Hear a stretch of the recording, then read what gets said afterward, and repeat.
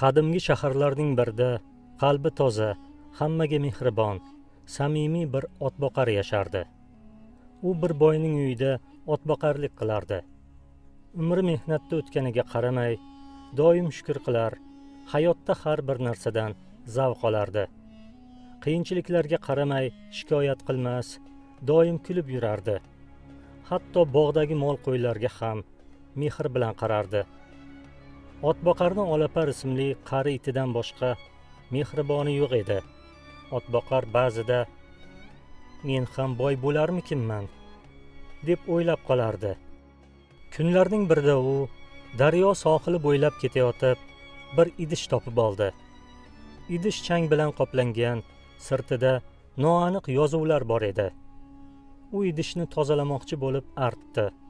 Artishi bilan osmon larzaga keldi.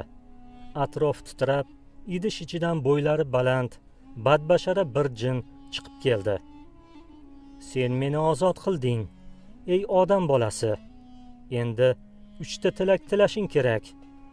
Lekin bilib qo'y, har bir tilakning to'lovi bor, dedi jin. Otboqar avval ikkilanib turdi. Sehr jodu bilan maqsadga erishib bo'larmikin, deb o'yladi u. Lekin qalbidagi boy bo'lish orzusi uni mag'lub qildi va birinchi tilagim, hamma meni hurmat qilishini xohlayman. Hamma meni oldimda ta'zim qilib tursin, dedi u. Jin bosh irg'adi va bajarildi, dedi-da ko'zdan g'oyib bo'ldi. Shu payt dunyo bir lahza muzlab qoldi va birozdan so'ng otboqar o'zini katta bir saroydagi taxt ustida o'tirgan holda ko'rdi. Unga xizmatkorlar ta'zim qilishar, soqchilar uni avaylab qo'riqlashardi. Boshida toj, oyog'i ostida qimmatbaho gilamlar. U hukmdorga aylangandi. Lekin nimadir g'alati edi. Odamlar unga hurmat bilan emas, qo'rquv bilan qarashardi. Uni yaxshi ko'rganidan emas, qo'rqqanidan bosh egib turishardi. Nega indamaysizlar? Nega mendan yuzingizni buryapsizlar? deb so'radi u. Odamlar esa kulmas, samimiylik yo'q, qarashlar sovuq edi. U atrofida odam ko'p bo'lishiga qaramay, o'zini yolg'iz his qildi. U hurmat xohlagandi, ammo hukmdor bo'lgach, hurmat emas, odamlarda unga nisbatan qo'rquvni ko'rdi. Bular hammasi otboqarga zerikarli tuyuldi. Bir kuni u yana jinni chaqirdi va ikkinchi tilakni tiladi. Menga bitmas tuganmas boylik ber, dedi otboqar. Jin bosh irg'adi va bajarildi, deb g'oyib bo'ldi. Shu payt yer silkinib, saroyga osmondan xazinalar tushdi. Har bir burchakda olmoslar yaltirab turardi. Xizmatkorlar otboqarga oltin kosalarda dunyodagi eng shirin taomlarni olib kelishdi. Lekin otboqar bu narsalardan negadir xursand emasdi. Ilgari bir bo'lak non ham shirin tatirdi. Bir kosa atala ham shukronalik, quvonch uyg'otardi. Mazza qilib yerdi. Endi bo'lsa maza yo'q. Xizmatkorlar unga qimmatbaho to'n kiygizdi. Lekin u xursand emasdi. Otboqar nega bunday bo'layotganiga tushunmas, qalbida og'riq bor edi. Bir kuni otboqar oltin kosani yerga urdi va jinni chaqirdi. 3-chi tilagingni ayt, dedi jin. Otboqar ovozi bo'g'ilib dedi.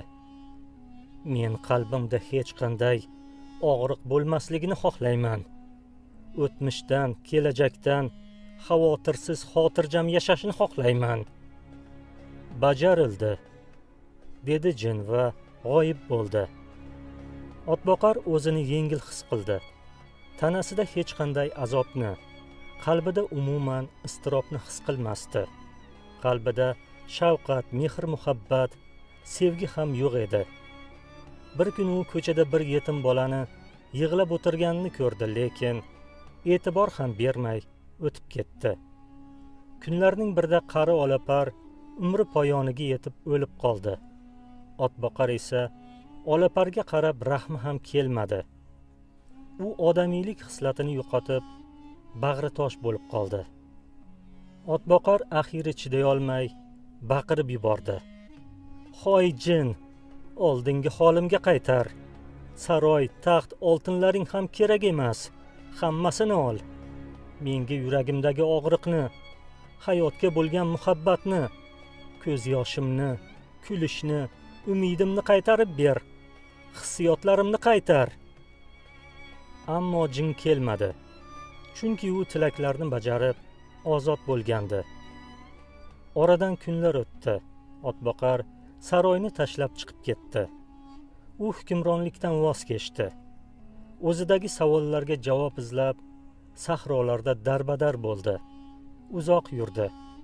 Quyosh chiqar tomonda qishloqda yashovchi donishmand oldiga keldi.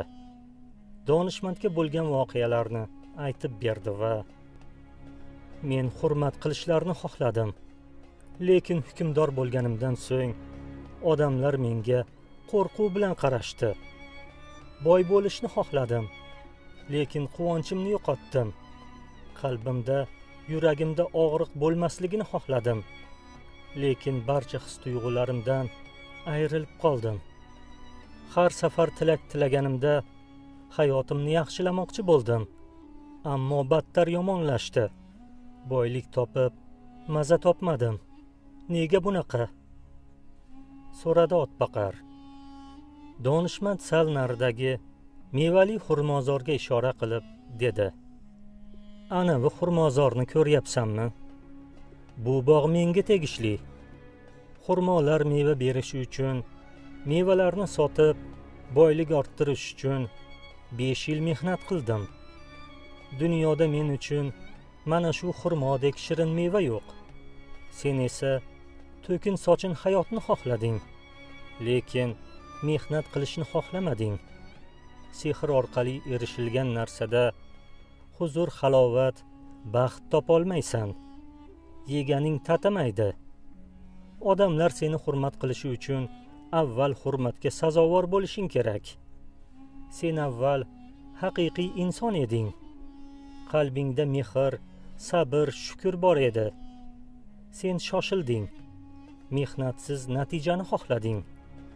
Jin seni tilaganingni berdi, lekin hayoting mazmunini olib qo'ydi. Hayotning mazmuni mehnatda, og'riqda, ehtirosda, intilishda bo'ladi. Og'riq qalbimizni tarbiya qilib turadi.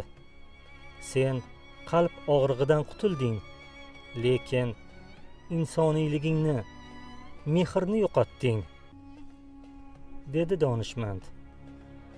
Bu so'zlarni eshitgan Otboqar boshini egdi va ilk bor yurakdan yig'ladi. Shu payt uning qalbida yana mehr uyg'ondi. Otboqar sehrdan xalos bo'lib, avvalgi holiga qaytdi. Inson qalbi og'riq, muhabbat va mehnat bilan tirik. Tez kelgan boylik tez ketadi deyishadi.